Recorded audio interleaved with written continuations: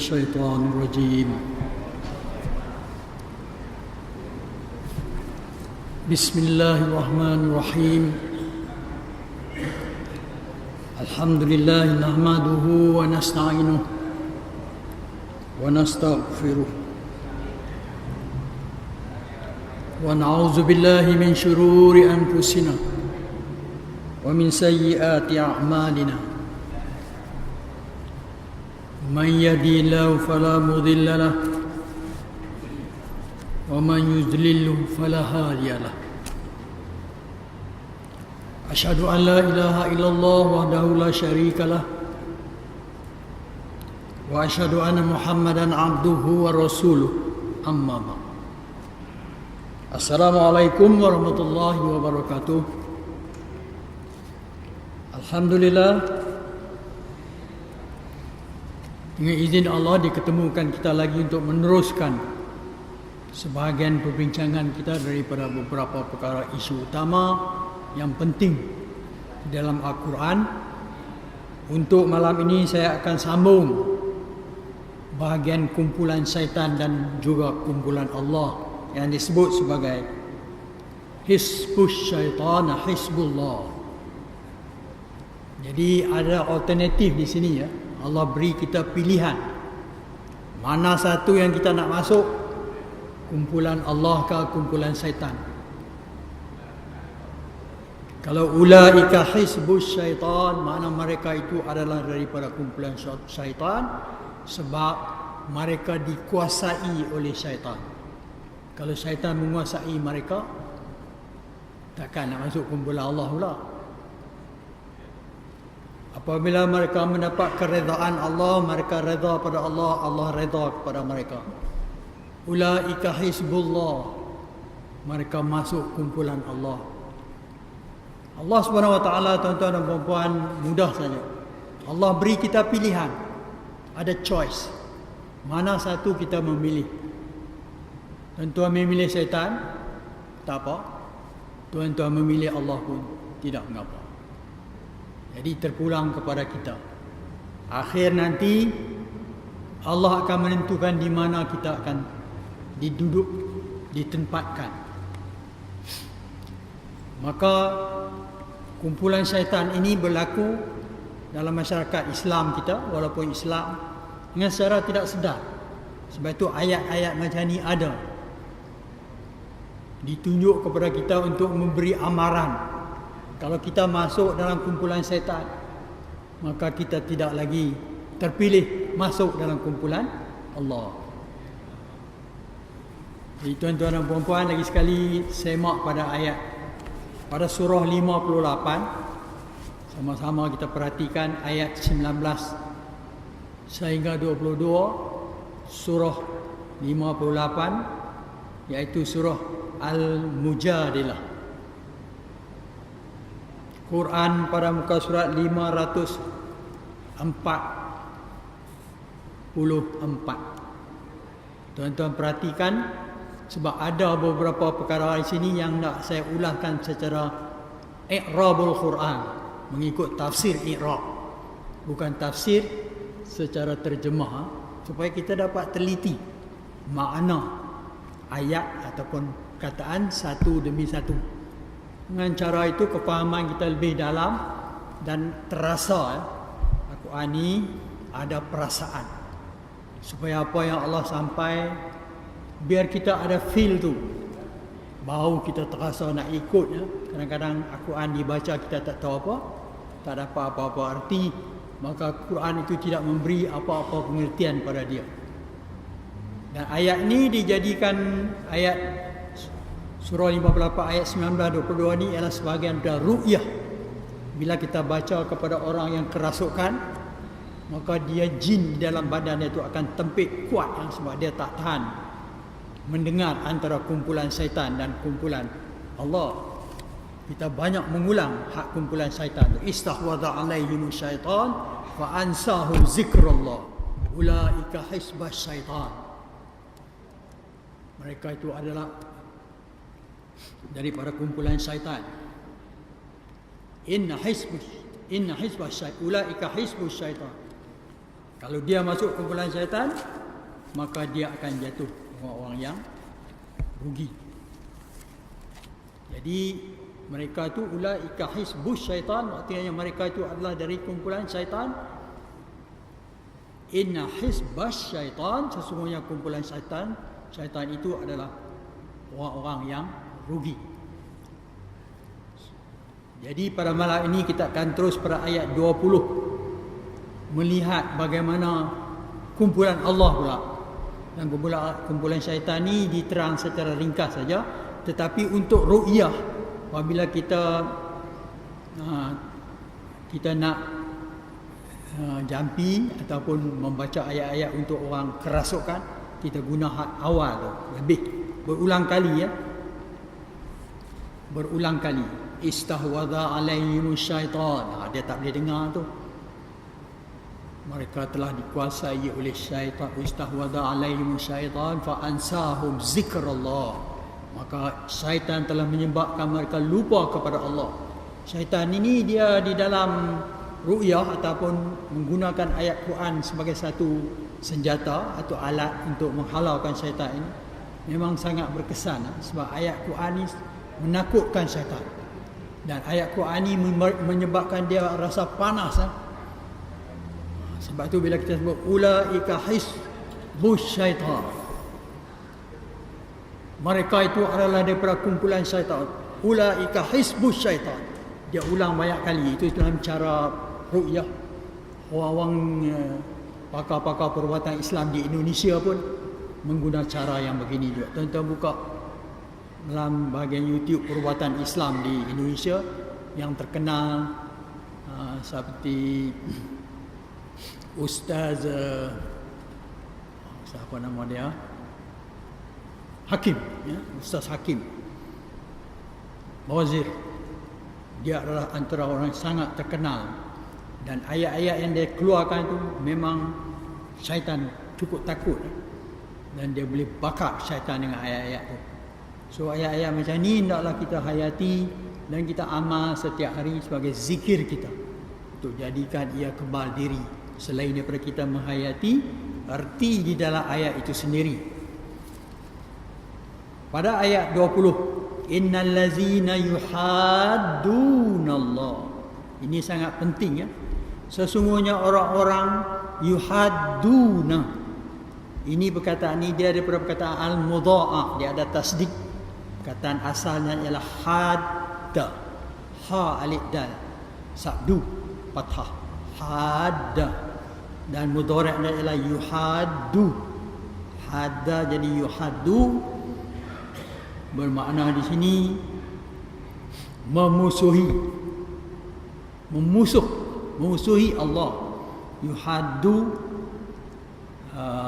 mendurhakai pun boleh. Allah melanggar hukum syariat Allah. Sesungguhnya orang yang yuhaddunallah. Yang kedua, war rasulah. Kalau kita tengok waw itu dimaktuf kepada yuhadduna, sebab itu rasul jadi war rasulah. Dia mesti fathah-fathah, makna dia maktuf kepada perbuatan yuhadduna. Sesungguhnya orang-orang yang menentang Allah, memusuhi Allah, yang melanggar peraturan dan hukum Allah, mendurhaka kepada Allah dan Rasulnya, ulaika fil azallin, sesungguhnya mereka itu adalah golongan makhluk Allah yang paling hina. Azallin daripada perkataan zalla, yazillu. Jadi orang-orang yang azallin ni ramai, ialah kumpulan yang dianggap sebagai golongan yang paling hina di sisi Allah. Kalau hina di sisi Allah, kalau Allah hina dia, makna manusia pun hina dia, para malaikat pun hina dia. Siapa dia orang ni? Yuhadduna, mereka mendurhakai Allah, tak mau ikut perintah Allah, memusuhi dan mendurhakai Allah. Ini adalah satu perbuatan yang menzalimi diri sendiri. Pada akhir akhirat nanti dia akan terasa kesilapan yang amat sangat dan penyesalan yang tak habis. Orang-orang inilah yang akan meminta pada Allah untuk dia kembali ke dunia untuk melakukan amal soleh lagi sekali. Kalau kita tengok dalam Al-Quran yang disebut orang-orang inilah selalu, ya Allah bagilah kami balik ke dunia, maka kami akan beramal soleh. Takkan kami buat lagi amal-amal yang dulu yang merupakan amalan durhaka kepada engkau. Tetapi semuanya sudah terlewat ya.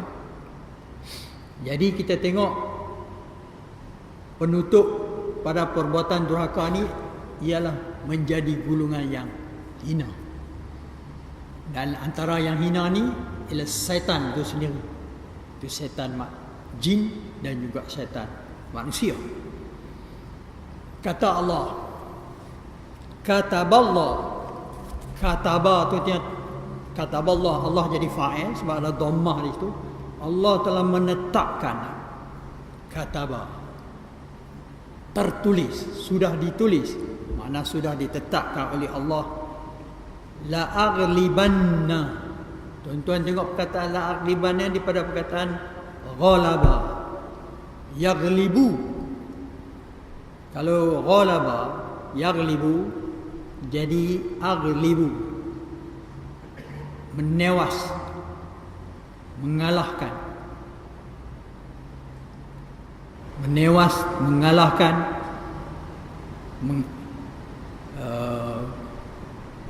menjatuhkan. Tetapi ada perkataan lam di depan tu. Lam itu disebut sebagai lam taukid, dan nun di ujung tu ialah nun sabdu. Kita panggil nun tasdid.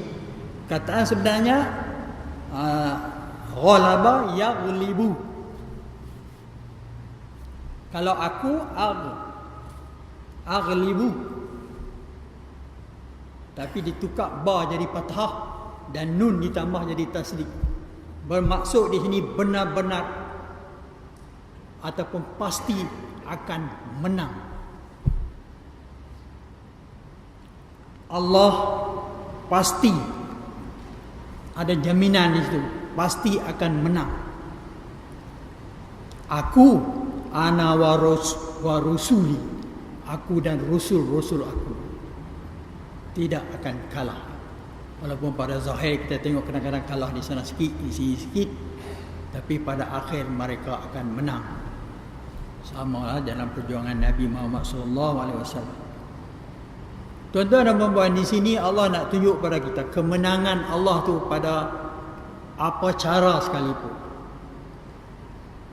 Manusia dia mempunyai kekuatan, tapi kekuatan dia ialah kekuatan yang dicipta oleh Allah. Kekuatan yang ada pada Allah ialah kekuatan pencipta. Dia sama tak? Tak sama kan? Yang mencipta, yang dicipta. Jadi kekuatan Allah tu dia maha kuat. Kekuatan manusia tu kuat ialah perkasa. Tapi kekuatan dia ada limit, sebab itu dia akan selalu bunyi la haula wala quwwata illa billah. Tidak ada haula, daya upaya aku, tidak ada kekuatan melainkan apa yang diberi oleh Allah, illa billah, dengan pertolongan Allah. Jadi kekuatan apapun mesti balik. Sebab itu Allah sebut ni la aghlibanna, aku pasti menang.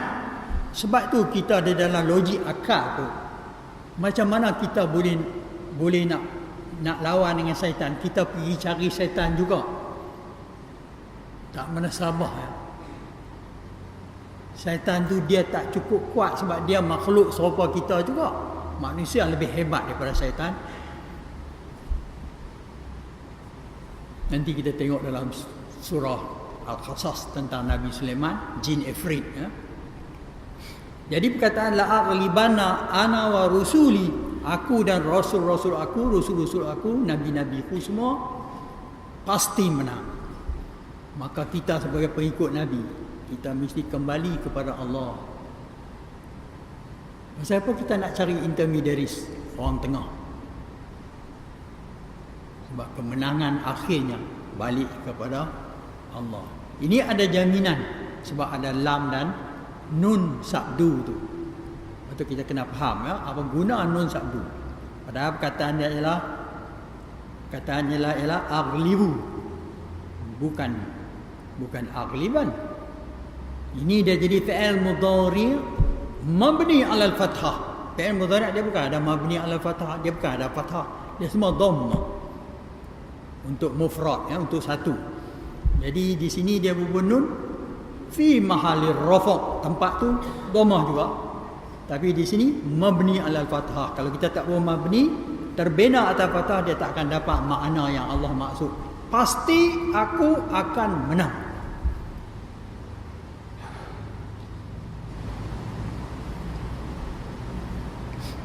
Inna Allah, sesungguhnya Allah Qawiyun. Ini asma Allah, Qawiyun. Ya Qawi, Maha kuat. Aghlibanna, pasti aku menang. Pasal apa? Sesungguhnya Allah Maha kuat. Itu asma Allah. Kadang-kadang kita baca Al-Quran, kita pun tak faham apa yang Allah nak cerita ni. Kalau Allah kata aku maha kuat, aku pasti menang, dia pun tak dengar pun. Kalau kita dengar baik-baik dua perkataan ni pun, kita tak cari orang lain dah. Betul tak? Tuan-tuan, kalau dalam masyarakat pun, kalau dalam masyarakat tu ada seorang yang kuat, yang gagah perkasa, kalau ada benda-benda yang menakutkan dia di kampung tu akan berlaku apa-apa kah, mesti dia pergi cari kawan yang kuat tu. Takkan nak pergi cari kawan yang bodoh lemah no? Logik akal.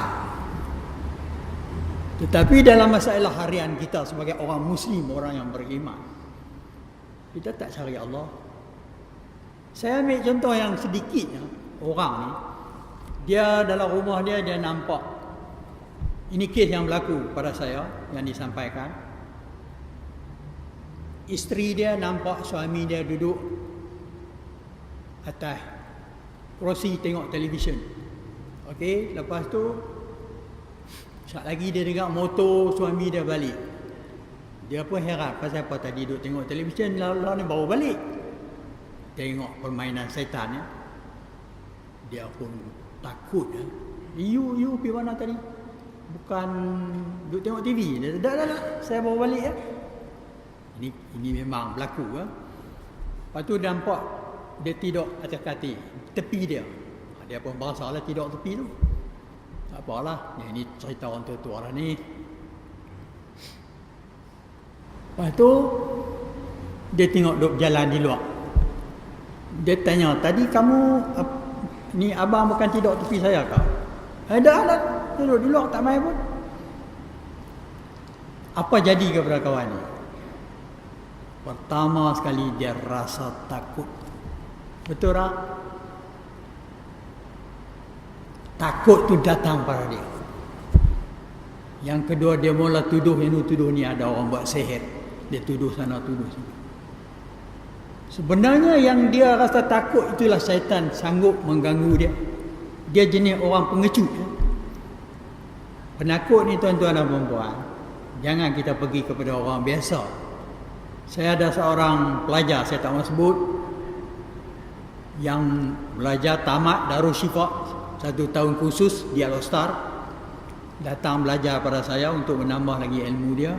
Saya pun sampaikan sekadar yang saya mampu. Lepas tu saya galakkan dia pergi berubat untuk kita kata apa, nak dapat pengalaman. Dan jin dan hantu yang dia berubat pertama kali tu masuk dalam badan dia. Dia balik rumah, orang lain kena pergi berubat dia. Ni apa cerita ni? Ha?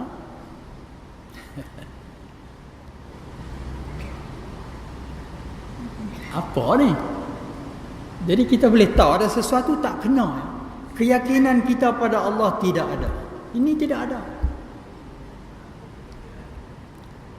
Kataballahu la aghlibanna ana wa rusuli. Allah tetap akan menang. Aku dan Rasul aku, kata Allah. Siapa yang mengikut Rasulullah, kita mengikut Nabi, kita pun akan menang. Takkan Nabi ikut Allah, Nabi menang, kita ikut Nabi, kita kalah. Tak ada. Innallaha qawiyyun, sesungguhnya Allah maha kuat. Maka dia lari tinggal Allah. Dia nak cari siapa tak tahulah. Sebab itu dia jadi tewas dalam. Lepas tu dia jumpa saya. Saya kata bila nampaklah kata ada macam suami dia duduk atas kerusi TV, cuba pergi tanya dulu. Pergi confirm dia, betul ke dia ni ke hantu ke? Oh, saya takut. Nak pergi cek tu pun takut dah. Tak ada apa-apa lagi. Sebab mata kita tu menipu. Dia hypnotize, bagi nampak macam ni. Sehingga kan mereka lawan menuduh bahawa suami dia tu ada saka. Jadi cerita kuih berat sampai nak jadi cerai berai lah. Lepas tu kerja syaitan, cukup pandai. Sepatutnya dia bila nampak, dia baca a'udzubillahi minasyaitonirrajim. Kita pegang Allah tu. Aku berlindung kepada Allah daripada syaitan yang direjam hang ni. Tuan-tuan tengok, dia akan hilang. Pasal apa? Kita balik kepada Allah. Qawiyyun aziz, maha perkasa, maha kuat. Kita baliklah kepada Allah. Aku berlindung kepada Allah daripada syaitan yang direjam, syaitan laknat. Dia lari, hilang. Bukan kita lari. Bagi syaitan tu lari, bukan kita lari.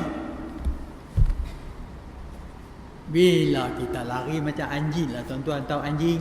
Bila kita lari dia hambat kita lagi teruk lagi. Bila kita berhenti buat-buat nak ambil pasiak apa, dia pun lari pula. Taktik tu kena guna lah. Syaitan pun macam tu juga. Banyak kes yang kadang-kadang sampai 2 tahun, 3 tahun duk lari dengan syaitan tu. Tak larat lari dah. Di dalam rumah tu dia bully ya, tuan rumah. Lepas itu kita belajar sedikit ilmu-ilmu untuk menentang mereka. Innallaha qawiyyun aziz. Makna Allah itu maha kuat.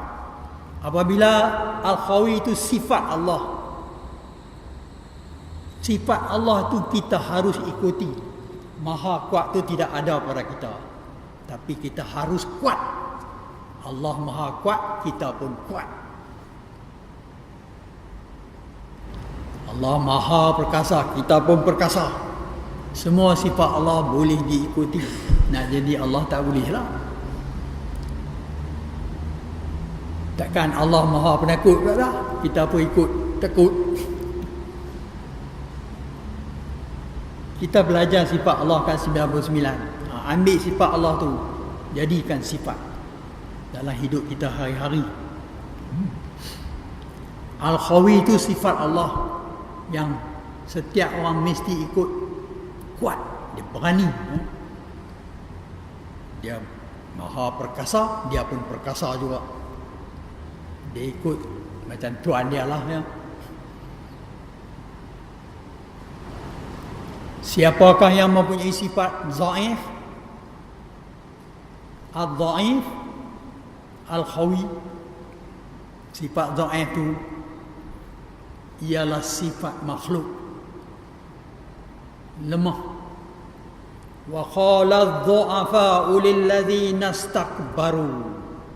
Berkata orang-orang dhaif, lemah, kepada orang-orang sombong. Megah sikit ya. Inna kunna lakum tab'a.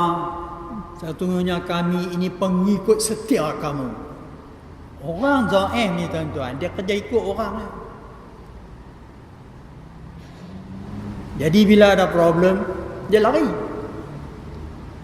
Bila dia nak belajar sesuatu, dia tanya orang, antum habaq sah. Tidak ada usaha sendiri dan ikhtiar sendiri. Dan dia minta tolong lagi walaupun di akhirat nak masuk neraka. Fahal antum mu'nuna anna min azabillahi min syai'. Tak bolehkah kamu menahan sedikit siksa kami ni, siksa Allah terhadap kami di akhirat?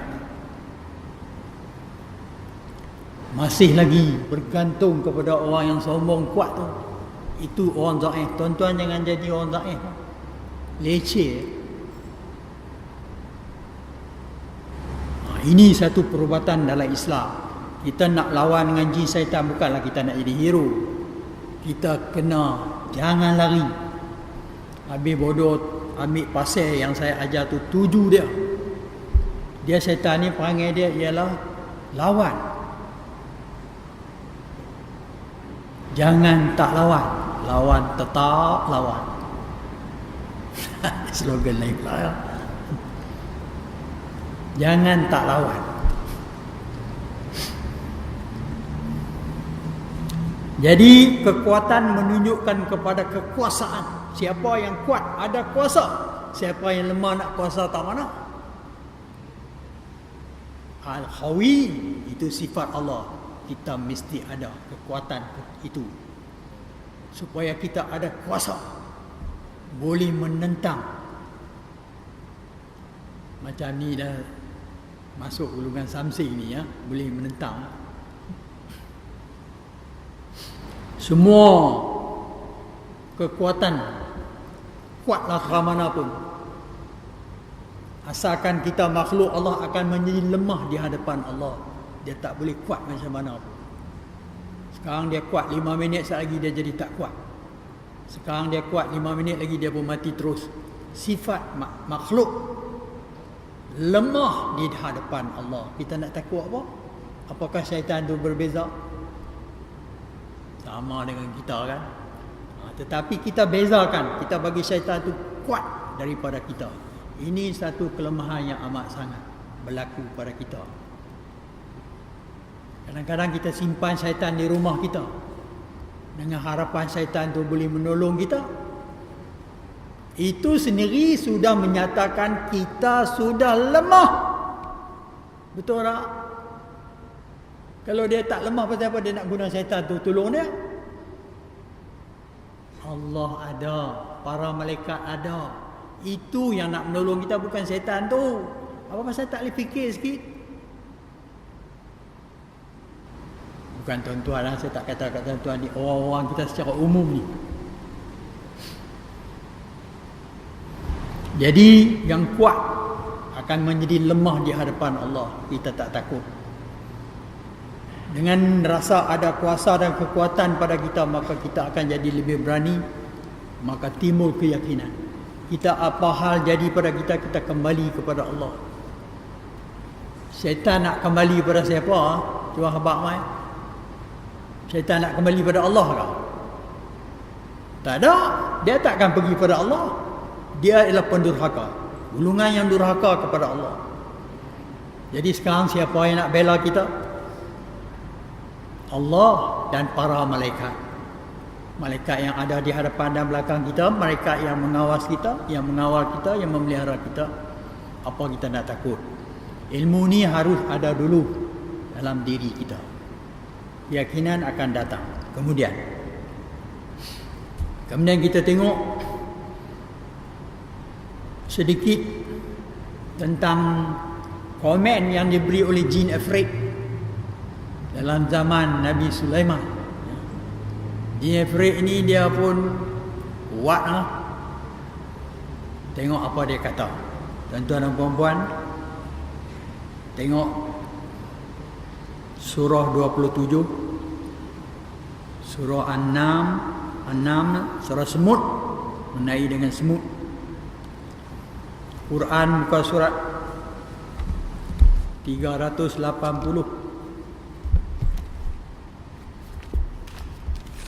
Tuan-tuan perhatikan tentang jin Ifrit.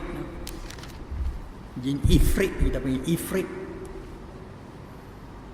Ayat 38.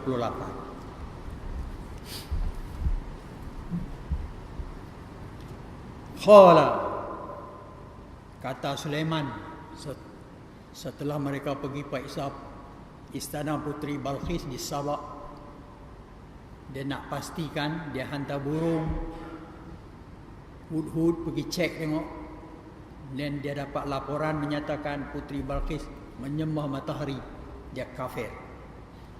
Kemudian dia bagi warning, sama ada dia masuk Islam atau dia akan serang negeri itu. Pada masa itu orang sebut nama Nabi Sulaiman, semua takut. Sebab askar dia tu bukan manusia saja, askar dia terdiri daripada manusia dan jin.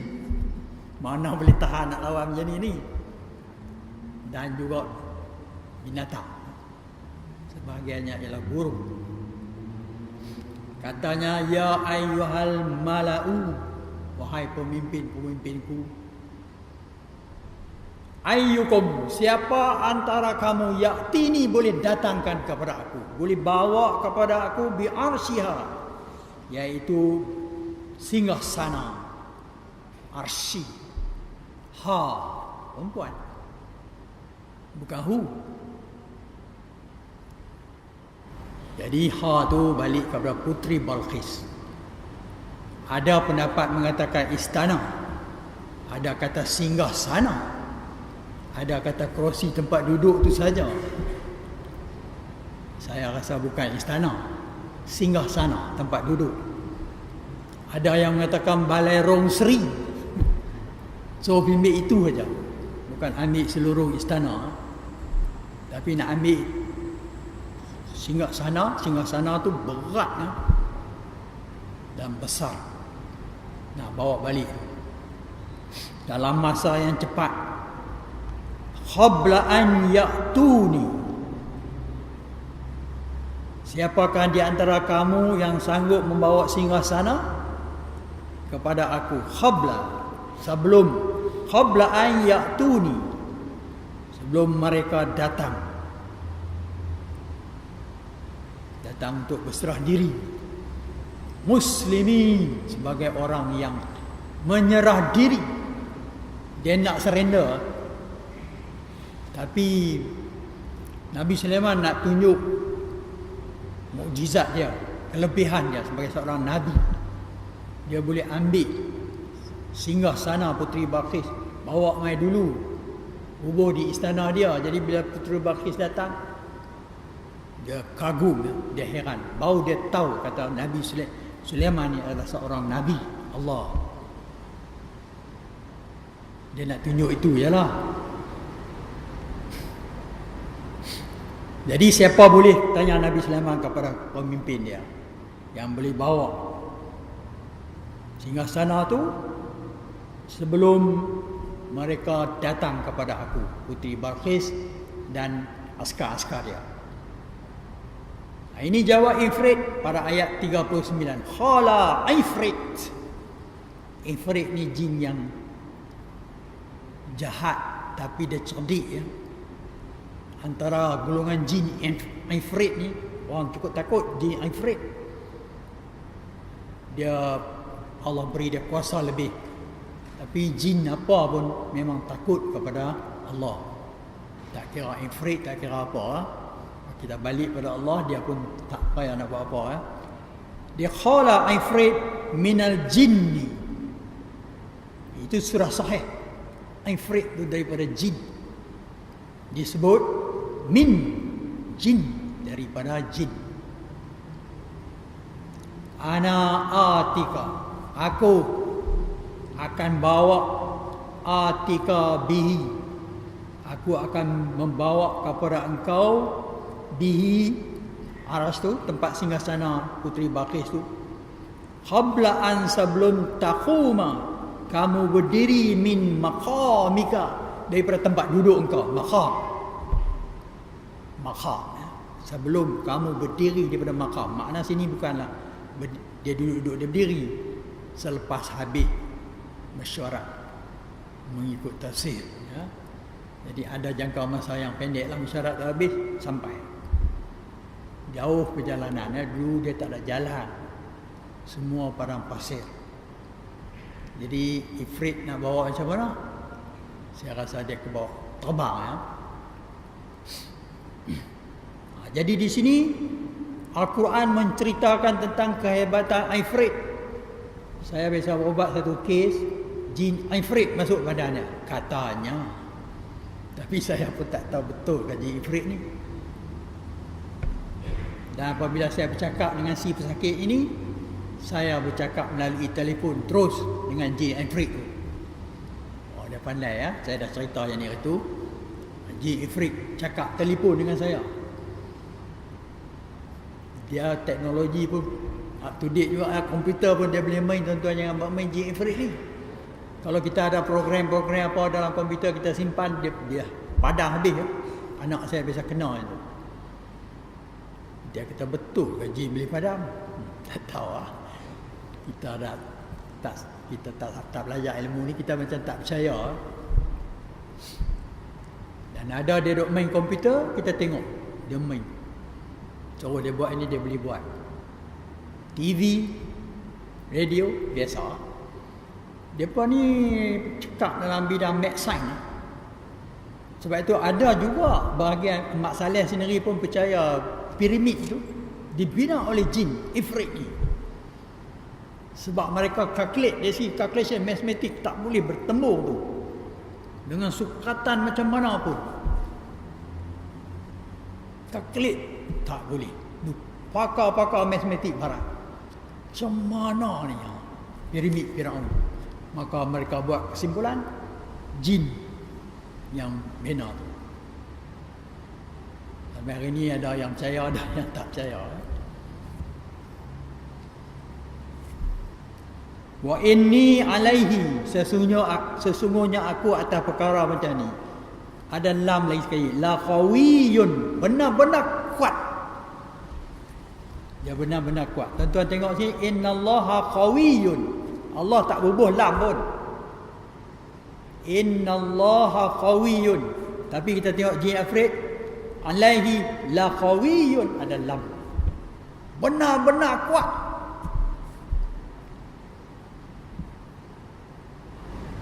Hebatnya. Aminun, yang boleh dipercayai.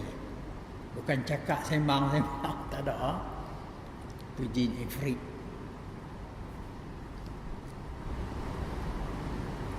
Jadi kita tengok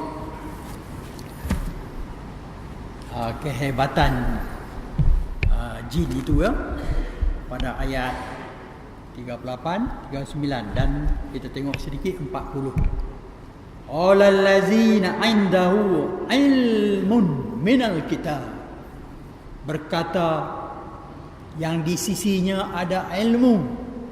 Di sini mengikut mufasir, tuan-tuan cek tengok semua tafsir, balik pergi cek di rumah, bahawa yang berkata ni Allah sebut indahu ilmun, di sisinya dia ada ilmu ni, adalah Nabi Sulaiman sendiri. Nabi Sulaiman ni dia nak test saja kalau mana hebat pembesar dia. Dalam pembesar dia manusia tak ada. Jin tu. Disebabkan jin tu ada, maka dia macam tercabar sikit kewibawaan Nabi Sulaiman ya. Seolah-olah jin ni terror pada manusia. Tetapi dia ada ilmu kita. Ilmu dia lagi hebat pada jin. Ana atika, aku akan datangkan benda tu bihi qabla an yartadda. Maksudnya berkedip-kedipan, yartadda ilaika tarfuka. Mata dia klik macam tu. Dia tutup mata sampai dah. Lagi hebat ya. Buka mata, ada. Kelip mata, buka mata, ada dah. Hamba Allah ni dikatakan dia adalah Nabi sendiri. Walamma ra'ahu mustakhirran. Kemudian tengok benar-benar tu dah ada di depan dia. Jadi kata Nabi Sulaiman, ini semua adalah satu cobaan baginya di sisinya. Qala hadza min fadli rabbi, katanya ini semua kurnia Tuhan aku, bagi pada dia mukjizat tu. Ini kita guna sekarang banyak macam di Indonesia dia panggil ilmu makrifat ya. Dia konsentrasi. Okey, dia konsentrasi singgasana. Tu dia pejam mata, dia bayangkan dia ambil singgasana tu, bawa melalui udara. Ada ilmu tu dipraktikkan oleh golongan-golongan tertentu. Saya tak tahu ilmu ni. Ada yang duduk sini pergi semayang di Mekah lah, kita pun tak tahu lah. Itu ilmu jenis begitu lah, lebih kurang. Menggunakan kaedah konsentrasi subconscious mind, minda di bawah separuh sedar. Tuan-tuan boleh guna macam kalau tuan-tuan rasa dalam badan ni macam ada setan badan aku ni, dia baca Al-Ikhlas, dia baca Al-Falaq, dia baca An-Nas, dia baca ayat kursi, ulang 7 kali ke 11 kali ke, baca tiap-tiap kali muih di tangan, baca tiap-tiap kali muih di tangan. Dia konsentrate, ya Allah berilah kekuatan kepada aku, jadikanlah tanganku ni panas dan mempunyai api yang cukup panas. Dia kena berdoa yang tu, panas seperti neraka, supaya dapat aku hapuskan syaitan yang ada gangguan dalam badan aku. Lepas tu dia sapu semua badan dia. Lepas tu dia baca lagi sekali, hembus. Dan bila kita hembus, kita jangan hembus, kita hembus bagi keluar panas. Tahu tak yang panas tu? Bukan. Tuan-tuan faham maksud saya? Yang ha tu panas, yang fu tu sejuk. Jangan hembus yang sejuk, hembus yang panas. Lepas tu tangan dia jadi panas. Lepas tu kita tunjuk kepada orang yang rasukkan, bagi dia tengok tangan. Oh, dia tak boleh tengok ya. Tu betul. Dia boleh test tengok. Tengok, pandang tangan saya. Dia tak boleh pandang sebab dia nampak api ya. Itu ilmu itulah. Ilmu yang Nabi Sulaiman bawa Arash ni balik ke istana dia, mengikut guru saya. Senang baca. Kalau syaitan dalam badan kita sapu badan kita, baca lagi. Maka badan tangan dia ni sudah ada api. Dia kena bayang macam tu. Kalau dia tak boleh bayang tangan dia kena ada api, tak boleh. Macam begitu juga kita baca di dalam ayat, kita masukkan ayat api. Ayat yang ada api. Fihi isarum min nar. Di dalamnya ada ribut api, ribut taufan daripada api. Fahtarakat, maka ia akan terbakar. Jadi bila syaitan tu minum, bila dia minum ayat tu, pesakit tu minum, syaitan yang ada di dalam badan dia akan terbakar. Banyak kes yang saya buat, tutup cerita. Ada kes sampai 2 tahun dia berubat 5 minit dengan izin Allah. Selesai masalah sampai kelar. Tak ada tempik sorak apa ya. Dia minum saja. Tapi asma Allah, ya ma'syarul jin, baru kita masukkan ayat api tu. Belajar sikit lah. Mereka nak cari bomo lah, nak cari apa ya. Dia tak susah pun nak ilmu perubatan Islam. Itu sedikit tentang contoh. Sebab kesuntukan masa, insya-Allah saya akan sambung ayat ini lagi, dan sedikit panduan-panduan dalam perubatan Islam dalam kesempatan yang sekap mana yang ada. Sekian wabillahi taufiq wal hidayah. Wassalamualaikum warahmatullahi wabarakatuh.